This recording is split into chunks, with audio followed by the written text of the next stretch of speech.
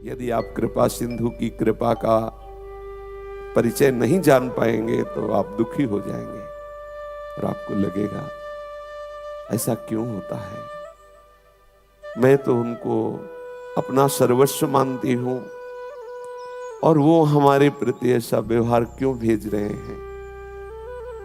मैं उनकी दासी हूं, हर समय उनको ही रिझाने की चेष्टा करती हूं।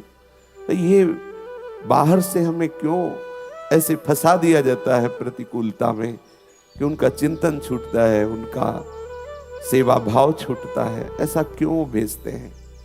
क्या वो इतने कठोर हैं? हमारे प्रभु क्या इतने कठोर हैं कि अपने शरणागत को, अपने बच्चे को, अपनी दासी को वो प्रतिकूलता देंगे? आप विचार कीजिए। कोई भी वात्सल्यमयी जननी क्या अपने पुत्र के प्रतिकूल विधान करती है क्या?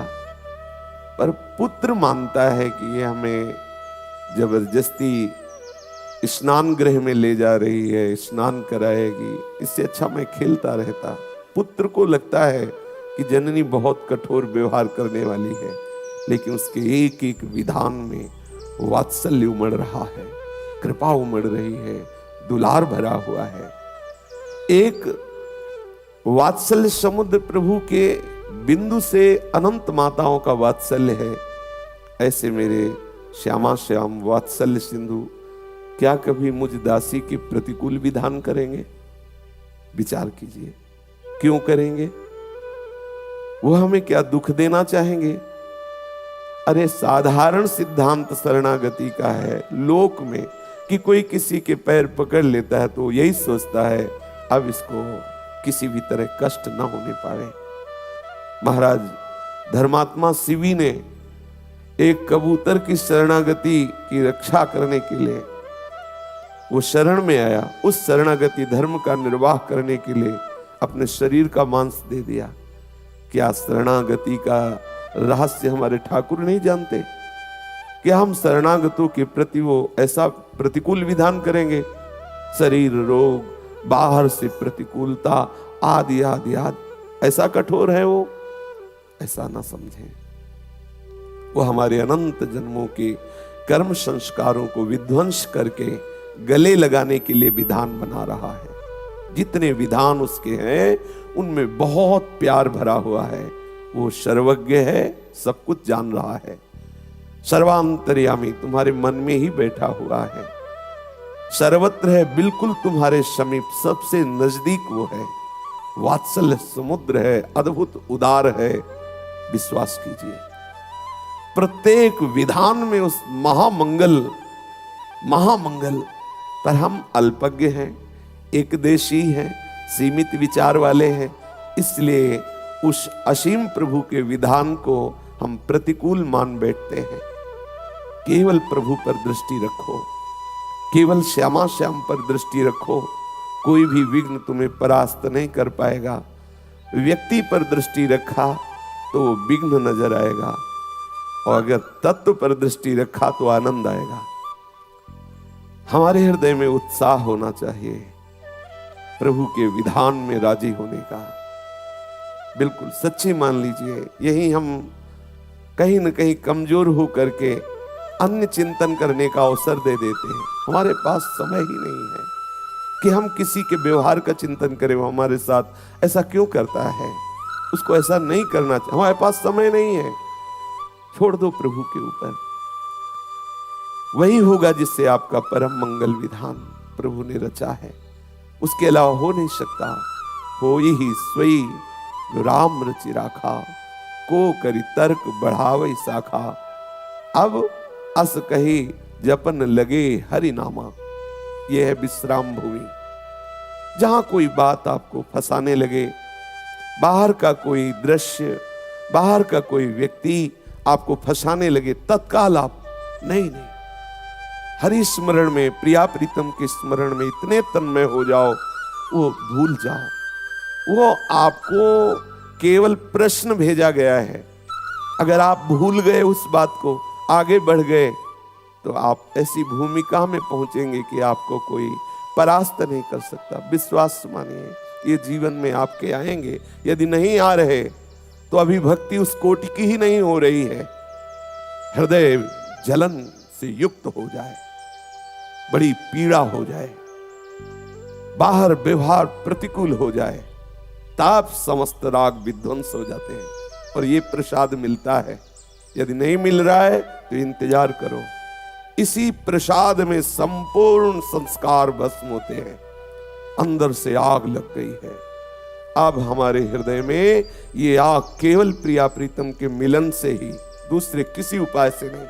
और बाहर जिधर देखो उधर छल कपट, नाना प्रकार के द्वंद्व, नाना प्रकार का दुराव।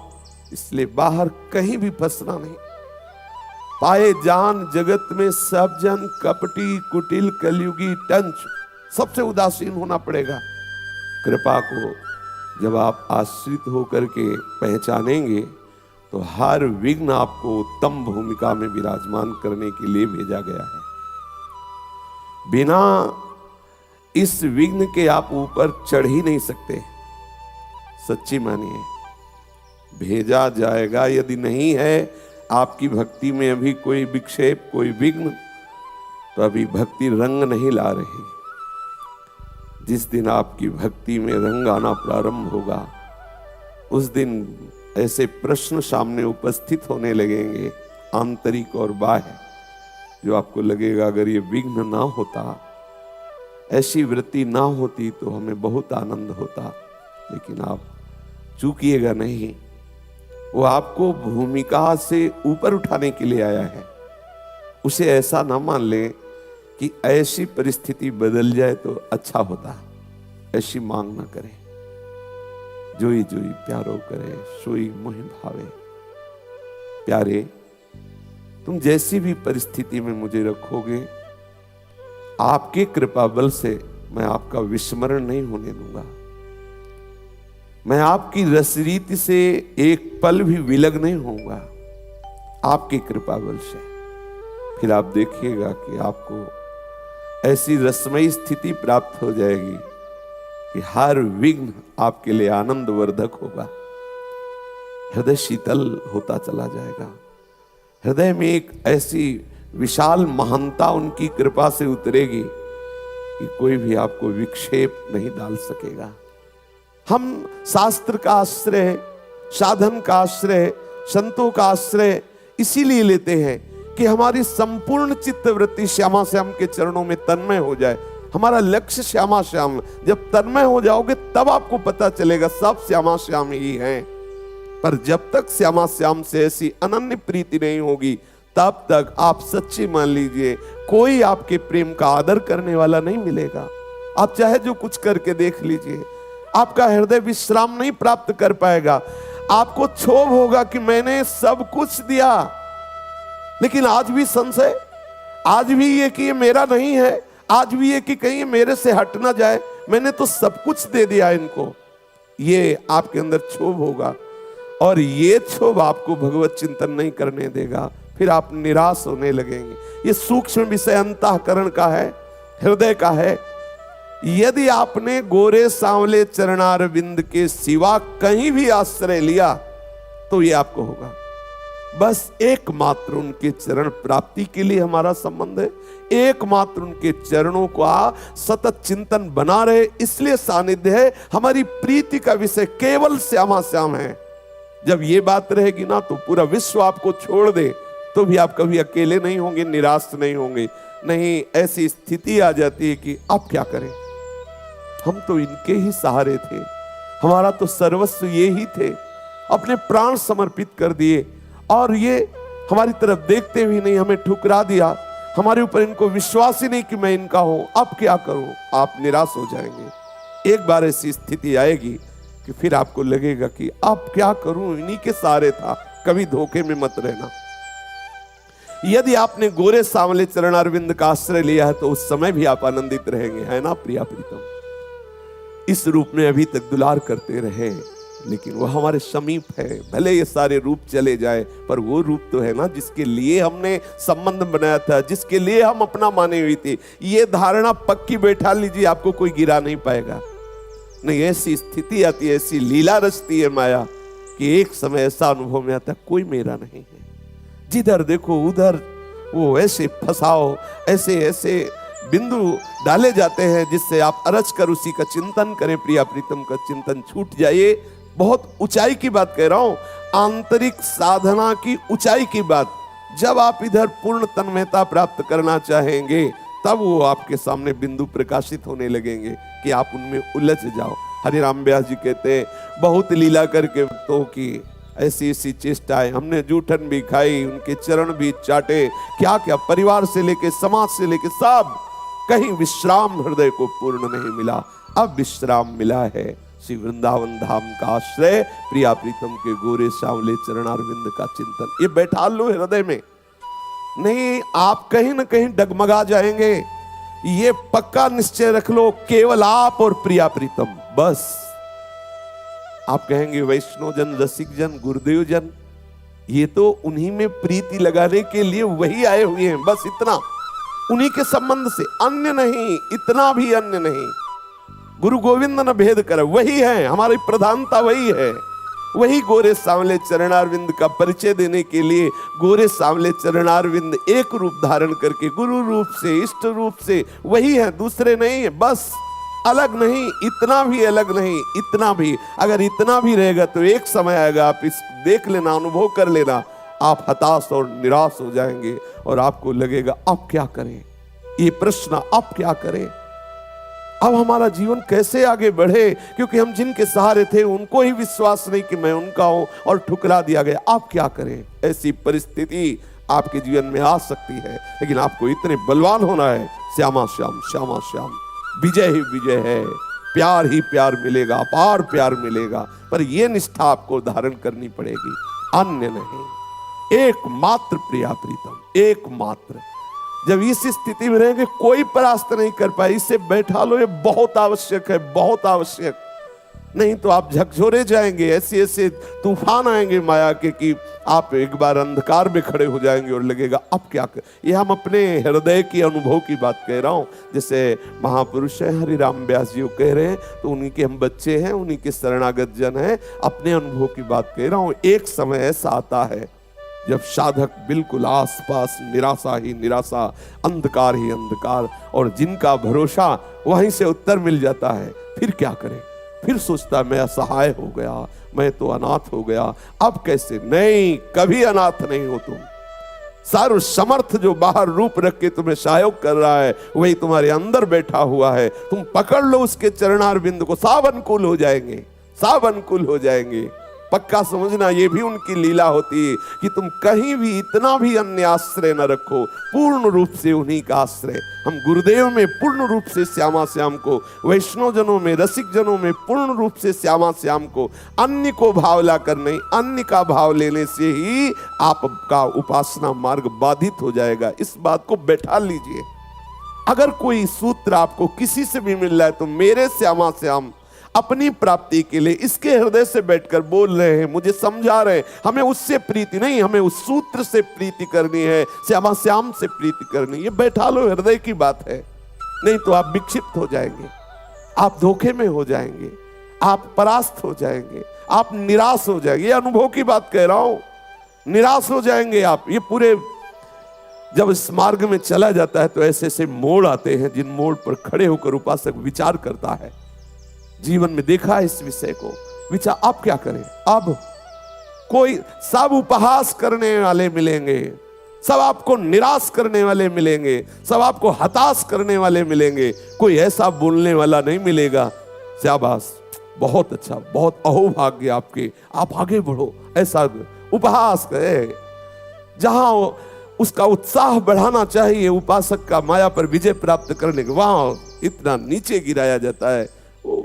इसलिए आप केवल श्यामा श्याम के चरणों का आश्रय लीजिए, वो अनंत रूप धारण करके आपको संभाल लेगा। किसी रूप में, किसी अन्य नाम में, किसी के प्रति तनिक भी अन्य आस्था न रखते हुए केवल नाते ने राम के मनियत सुहद सुसेव्य जहां लो, बस इतना केवल सिद्धांत बैठा लीजिए, आप विजयी होंगे, आपको कोई परास्त नहीं कर सकता। जहां जहां हम अपनापन किए हैं, श्यामा श्याम से थोड़ा भी विलग अन्य आश्रय लिए, वही हमारी उत्तम भूमिका में पहुंचने में बाधा पहुंचा देगा। विश्वास कर लीजिए, ये महापुरुषों के वचन हैं। जैसे ही हम भगवत चरणारविंद का पूर्ण अनन्य भाव से आश्रय लेते हैं, हमारे अंदर प्रभु की कृपा से दैवी सद्गुण प्रकट हो जाते हैं।